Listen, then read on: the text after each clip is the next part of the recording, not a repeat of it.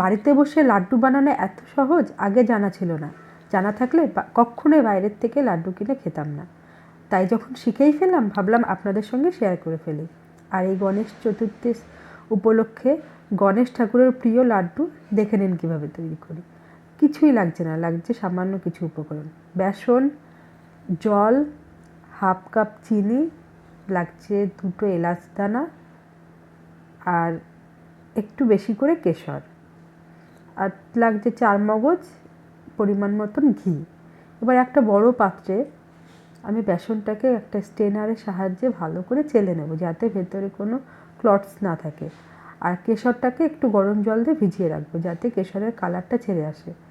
এই কালার থাকতে কি আর ফুড কালার দেওয়া লাগে? আমি তো দেবো না। তাই ভালো করে কেশরটা যখন রং ছেড়ে দেবে তখন বেসনের মধ্যে মিশিয়ে দিলাম। এবার অল্প অল্প জল দিয়ে ডোটাকে আমি মেখে নেব। আর যেমন আমরা পকোড়া ভাজি, চপ ভাজি সেই রকম টাইপসেরই ডোটা হবে। বেশি শক্তও হবে না, বেশি আবার গাঢ়ও হবে না। আর ওটা খানিকক্ষণ রেস্টে রেখে আমি এই চিনি শিরাটা তৈরি করে নেব। হাফ কাপ চিনি দিয়ে তাতে হাফ কাপ জল দিলাম, দিয়ে সামান্য ওই 2টো এলাচ দানা ছিল সেই 2টো দিয়ে চিনির একটা শিরা তৈরি করে সাইডে রাখলাম।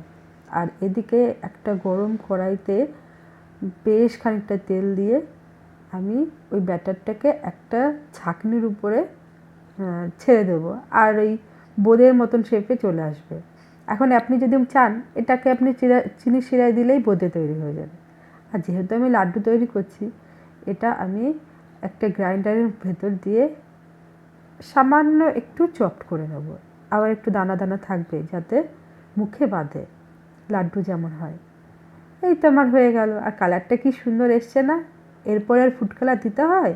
তাহলে দোকান থেকে আর কিনে খাবেন না তো? আমি তো আর কিনে খাচ্ছি না। এইবার ওই চিনির শিরাটার ভেতর দিয়ে বেশ ভালো করে মেখে নেব। আর যখন আমার পাক হয়ে আসবে তখন 4 মগজটা দিয়ে দেবো আর দিয়ে দেবো ঘিটা। এবার ভালো করে নেড়েচেড়ে নিলেই রেডি হয়ে গেল লাড্ডু।